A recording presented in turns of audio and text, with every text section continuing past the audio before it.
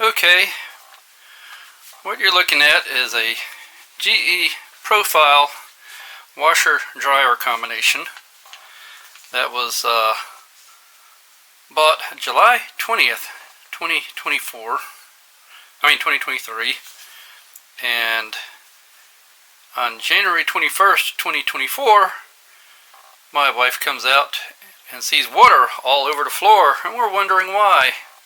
Well, I'm going to show you why. Don't know what causes it, but that ain't normal. Now, if that's not bad enough, we've contacted GE. Their 10-year limited warranty. Yeah, that's a fucking joke. And there's your model number and serial number, so you can see that. But yeah, so we contact GE, and they said, yeah, we'll get you a service technician out there February the 1st. Well, today is February the 1st. She gets an email now saying that they won't have a technician out here till February the 5th. That is totally unacceptable. This washer cost just shy of $2,700. You can buy a freaking used car for $2,700. A $2,700 washer should last more than 6 months. I don't care who you are. Your washer should be better built to last more than just 6 months. I mean, that is totally ridiculous, totally unacceptable. And if that's not bad enough, now this gasket looks fairly easy to replace because it looks like just a little metal clip there, wire thing in there holding it.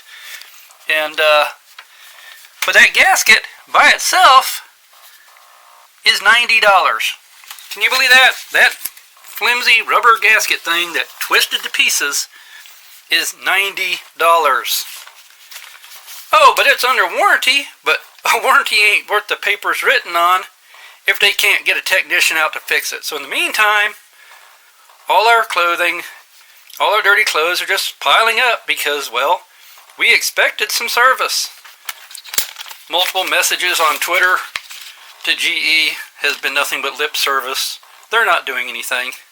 So, if you're thinking about buying one of these GE Profile washer-dryer combinations, think again.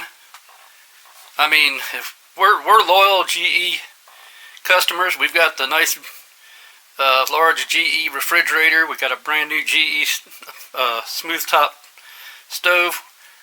We even have a GE hood vent that we just bought. So it's not like we don't like the company, but you know what?